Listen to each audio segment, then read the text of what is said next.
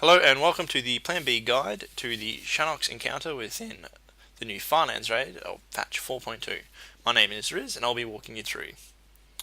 Okay, so the raiding configuration we've got is 2 tanks, 3 heals and 5 DPS.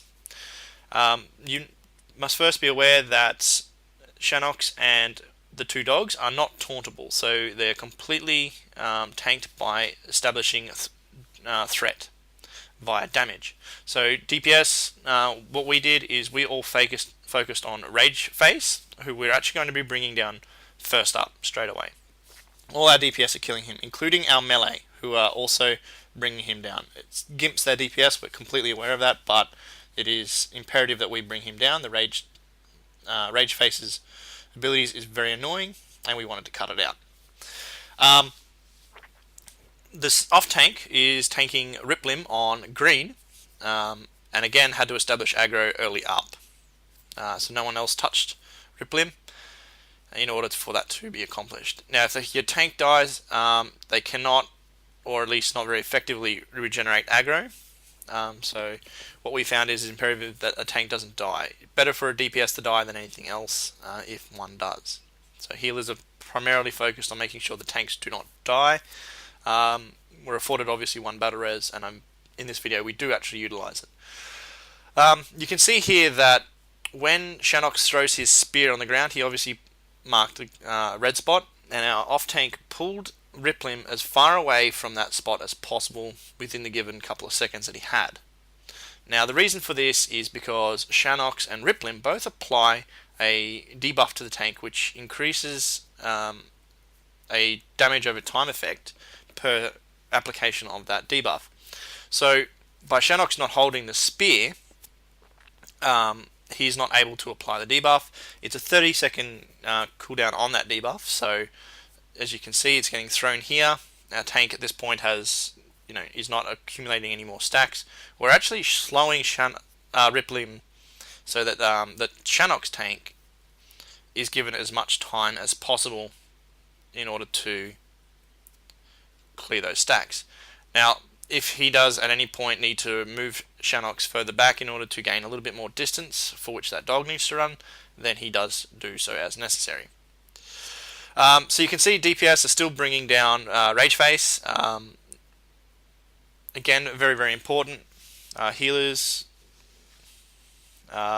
generally don't have too much stress about the DPS, except for when Rage Face is obviously focusing on one of the DPS to eat. So again, basically that's just a rinse and repeat of what happens. Now, if you do manage to get yourself caught in an ice trap, you do need other raid members to bring you out. Now, you'll see very soon that that does actually happen within this encounter. DPS, you need to be completely aware of the trap mechanics within this encounter, as well as tanks, obviously. Now, you can see there that we've got Rage Face on top of a immolation trap, which basically increases their damage taken by 9%, as well as dealing 75,000 damage in 10 men. Now, very important that you're aware of this. If you do travel over an immolation trap yourself, you will actually sustain that damage, but you also take damage over time, which is relatively annoying. If where possible, those ice traps, what we call ice traps, I think they're called crystal traps, not entirely sure, but they've got a little red diamond on top of them. Now, if you can get your particular, what we'll call dog, through one, that does save the damage and does give your healers a little bit of a reprieve. Now, you can see here we're actually had a player stand over one of those ice traps, and we had to break them free. Now, not very ideal, guys. You need to make sure that that doesn't happen.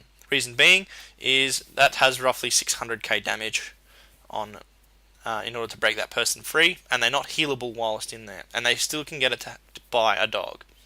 So, yeah, very, very important you avoid that. You can see Shannox there has gone all red. He's been in his first level of what we will call enrage, being that he's got his 30% swing speed increase, because we killed off one of the dogs. Now, very, very manageable. Basically, our paladin healer that's focused on our tank is just working a little bit harder in order to keep our tank up. We got a Druid heals, obviously keeping up the raid. Now that the raid is only taking the fire damage from when he hurls his spear, we have obviously, our Druid heals focused on the tank, the main tank a little bit more. The off tank at this point is healed by our Disc Priest, or our Priest. Don't quote me on the Disc Priest thing actually, but anyway, a Priest. Be aware, DPS, that whilst we're damaging Riplim, watch your threat table, because if you do outtake the tank, because the tank is obviously not hitting Riplim whilst it's running around, and we are, you may have to switch back over to Shannox like I've had to here. My threat on Riplim is a little too high, so I'm giving the tank a little bit more space while swapping out with one of our other DPS. You can see my Omen meter there. Okay, so basically what's happening here, guys, is Shannox will hit 30%, and if any other of the dogs is alive, they end up getting an enraged buff. So we don't want that to happen with, definitely not the dog. If the dog dies, Shannox will basically get another 30% swing speed buff, bringing him up to 60% attack speed, which is not good because our tank and our healers can't wear that for too long. So what we're doing is we're balancing out our DPS, which you can see there is the tank actually brought the dog into a trap during the hurl spear sort of part there, which basically freed up not only our tank's heals, but the tank stacks very, very well. Anyway, back to what I was saying is, what we're doing is we're balancing out Shannox and the dog, well, the dog's death at Shannox's HP of 30%.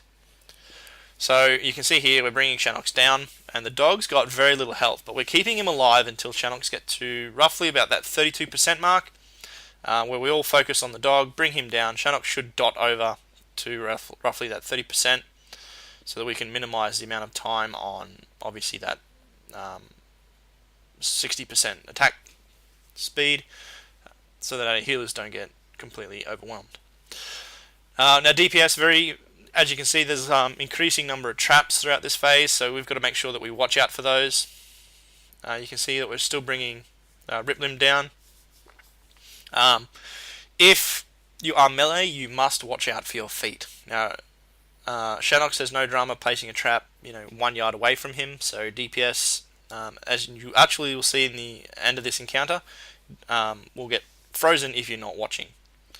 So very important that if you have the graphics capabilities, make sure you've got them, because you'll need to actually be able to see everything that's going on around your feet.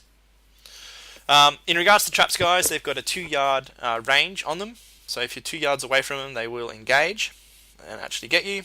And as for the dogs, it applies to them too. Quick mechanic regarding the dogs: once they get hit by a trap, they gain a wary, and they can't take any more traps until that wary wears off. You can see here that we've obviously killed Riplim, and we've now entered what we call phase 2.